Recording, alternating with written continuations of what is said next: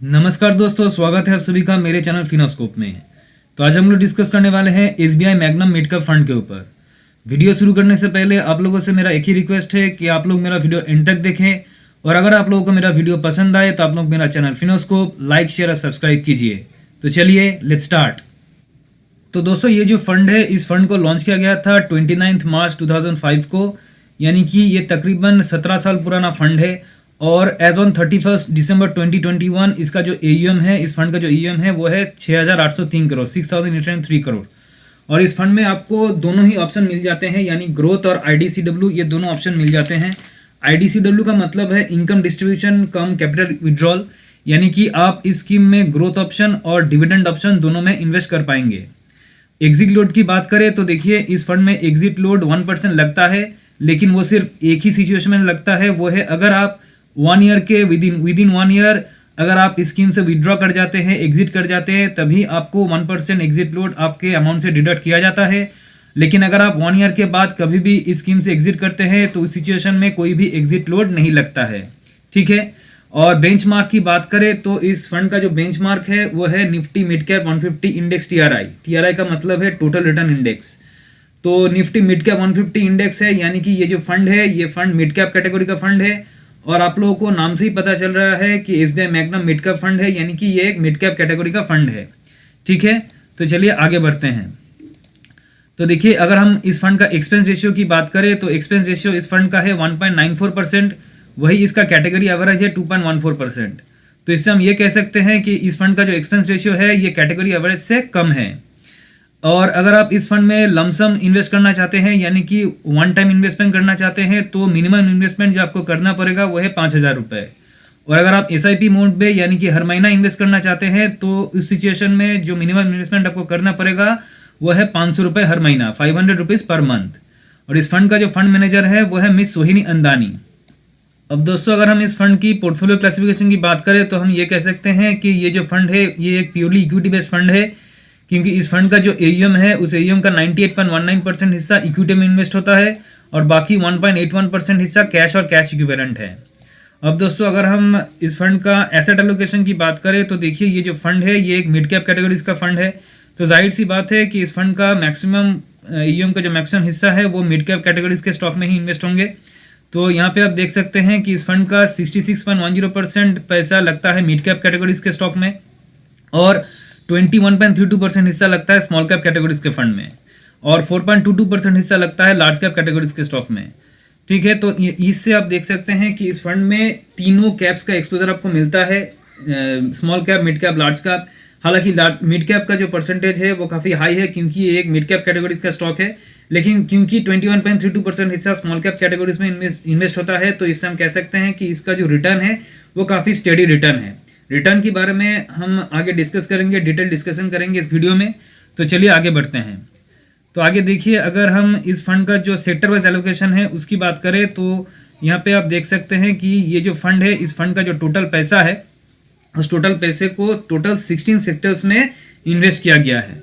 लेकिन major 3 sectors जो है, मेजर 3 सेक्टर्स में इस फंड का मैक्सिमम पैसा इन्वेस्ट हुआ है, वो है आपका इंडस्ट्रियल मैन्युफैक्चरिंग, उसके बाद ऑटोमोबाइल और फिनेंशियल सर्विसेज। इंडस्ट्रियल मैन्युफैक्चरिंग में 17.79% एयूएम का इन्वेस्ट हुआ है, ऑटोमोबाइल में 14.05% और फिनेंशियल सर्विसेज में 11.88%। और अगर हम इस तीनों सेक्टर्स की टोटल वेटेज लें तो वो टोटल वेटेज है आपका 43.72%। तो इससे आप देख सकते हैं कि इस फंड का जो मेजर जो एयूएम है, एयूएम का एक मेजर पार्ट इन तीनों सेक्टर्स में इन्वेस्ट हुआ है। तो चलिए दोस्तों, अब बात कर लेते हैं इस फंड का स्टॉक होल्डिंग्स के बारे में। तो देखिए, यहाँ पे इस फंड का जो टोटल एयूएम है उस टोटल एयूएम को डिस्ट्रीब्यूट किया गया है टोटल 66 स्टॉक्स में, लेकिन मैं यहाँ पे सिर्फ टॉप 10 स्टॉक होल्डिंग्स की बात करूंगा। तो अगर हम टॉप 10 स्टॉक होल्डिंग्स की बात करें तो देखिए, यहाँ पे शीला फोम लिमिटेड में 6.46% इन्वेस्ट हुआ है, पेज इंडस्ट्रीज में 5.35%, टीवी इन्वेस्टमेंट में 4.49%, कार्बोरंडम यूनिवर्सल लिमिटेड में 4.47%, जेके सीमेंट में 3.57%, थर्मस लिमिटेड में 3.31%, स्केफलर इंडिया में 3.10%, सोना बीएलडब्ल्यू पोजीशन में 2.90%, गुजरात स्टेट पेट्रोनेट में 2.68% और गोदरेज प्रॉपर्टीज में 2.61%। और अगर हम इन 10 स्टॉक्स का यानी टॉप 10 स्टॉक होल्डिंग्स का वेटेज लें तो वो होता है 38.94%। तो चलिए अब एक नज़र डाल लेते हैं इस फंड के परफॉर्मेंस के ऊपर। तो उसके लिए हम इस फंड का परफॉर्मेंस और इसका जो बेंचमार्क है यानी कि निफ्टी मिड कैप 150 इंडेक्स जो है इसका बेंचमार्क, उसके साथ इस फंड का जो रिटर्न परसेंटेज है उसको कंपेयर करेंगे। तो अगर हम पिछले एक साल का रिटर्न परसेंटेज देखें तो इस फंड ने पिछले एक साल में रिटर्न जनरेट किया है 50.96%। वहीं इसका बेंचमार्क जो है, बेंचमार्क का रिटर्न था 47.96%। तो यहाँ पे इस फंड ने अपने बेंचमार्क को बीट कर दिया है। उसके बाद पिछले 3 साल का अगर हम इसका परफॉर्मेंस देखें तो इस फंड ने रिटर्न जनरेट किया है 28.19% और इसका बेंचमार्क का रिटर्न परसेंटेज था 26.35%। तो यहाँ पर भी इस फंड ने अपना बेंचमार्क को बीट किया है। पिछले 5 साल का रिटर्न परसेंटेज देखें तो इस फंड का रिटर्न है 17.27% और बेंचमार्क का रिटर्न है 20.34%। पिछले 10 साल का रिटर्न देखें तो इस फंड का रिटर्न परसेंटेज है 22.39% और बेंचमार्क का रिटर्न है 20.25%। तो देखिए इससे एक बात साफ है कि इस फंड ने मैक्सिमम टाइम अपना जो बेंचमार्क है उस बेंचमार्क को बीट कर दिया है। तो इससे हम कह सकते हैं कि इस फंड का जो रिटर्न है वो रिटर्न परसेंटेज काफ़ी स्टेडी रिटर्न है, काफ़ी अच्छा रिटर्न है। और रिटर्न को और अच्छी तरह से समझने के लिए हम यहाँ पे एक एग्जांपल लेंगे, एक लमसम इन्वेस्टमेंट का और एक एसआईपी इन्वेस्टमेंट का। और दोनों ही सिचुएशन में देखेंगे कि लमसम अगर आप इन्वेस्ट करते 10,000 रुपये तो आज के डेट में उसका वैल्यू कितना होता, और अगर आप 1,000 रुपये हर महीना एसआईपी करते तो उसका भी आज के डेट में वैल्यूएशन कितना होता। तो चलिए आगे बढ़ते हैं। तो दोस्तों रिटर्न को समझाने के लिए मैंने यहाँ पे एक एग्जाम्पल लिया है कि अगर आप 10,000 रुपये लमसम इन्वेस्ट किए होते तो डिफरेंट टाइम जोन के हिसाब से आज उसका वैल्यू कितना होता। तो अगर आप एक साल पहले इस फंड में 10,000 रुपये इन्वेस्ट किए होते तो आज उसका वैल्यू होता 15,532 यानी 50% के ऊपर का रिटर्न। 2 साल पहले किए होते तो आज उसका वैल्यू होता 20,101 यानी कि डबल से ज़्यादा। और अगर आप 3 साल पहले किए होते तो आज उसका वैल्यू होता 21,077। 5 साल पहले किए होते तो आज उसका वैल्यू होता 22,190। 10 साल पहले किए होते तो आज उसका वैल्यू होता 75,522।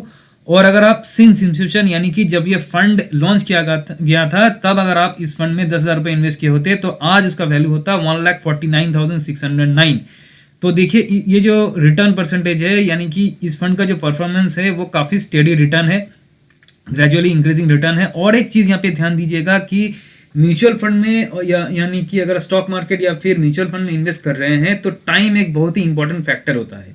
आप जितना ज़्यादा टाइम अपने इन्वेस्टमेंट में देंगे आपका रिटर्न उतना ही ज़्यादा होगा।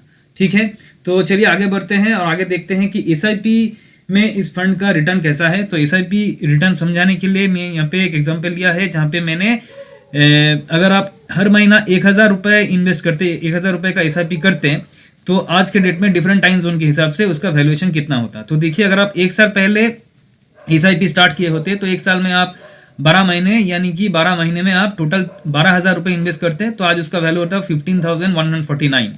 2 साल में अगर आप 2 साल पहले एसआईपी स्टार्ट किए होते तो टोटल आप 2 साल में इन्वेस्ट करते 24,000 रुपये, 1,000 रुपये हर महीना करके, आज उसका वैल्यूएशन होता 41,089। 3 साल के लिए किए होते तो 3 साल में आप टोटल 36,000 रुपीज़ इन्वेस्ट किए होते तो आज उसका वैल्यू होता 66,896।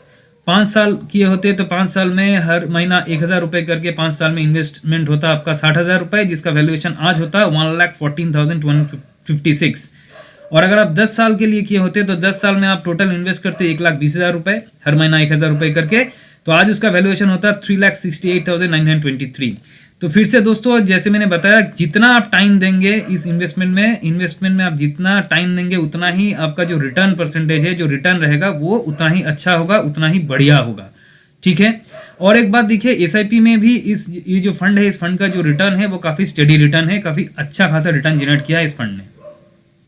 तो चलिए दोस्तों आखिर में इस फंड का टैक्स इम्प्लीकेशंस के बारे में बात कर लेते हैं, यानी कि जब आप इस फंड से एग्जिट करेंगे तब इसका टैक्स इम्प्लीकेशंस क्या रहेंगे उसके बारे में डिस्कस कर लेते हैं। तो दोस्तों जैसे मैंने बताया कि जो फंड है ये एक इक्विटी बेस्ड फंड है, तो इसके ऊपर जो टैक्स लगेंगे वो एक इक्विटी की तरह ही लगेंगे।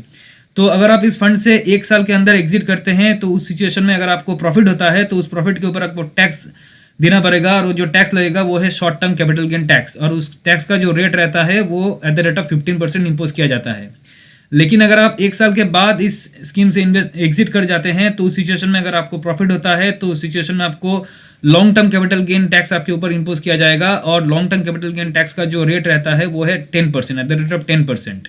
लेकिन यहाँ पे एक चीज का ध्यान दीजिएगा कि एलटीसीजी में यानी कि लॉन्ग टर्म कैपिटल गेन में अप टू ₹1 लाख यानी कि 1 लाख रुपए तक का अगर आपको प्रॉफिट होता है तो अप टू ₹1 लाख आप एग्जेम्प्टेड है यानी कि 1 लाख रुपए तक के प्रॉफिट के ऊपर कोई टैक्स नहीं देना पड़ता है, वो एग्जेम्पशन कैटेगरी में आता है।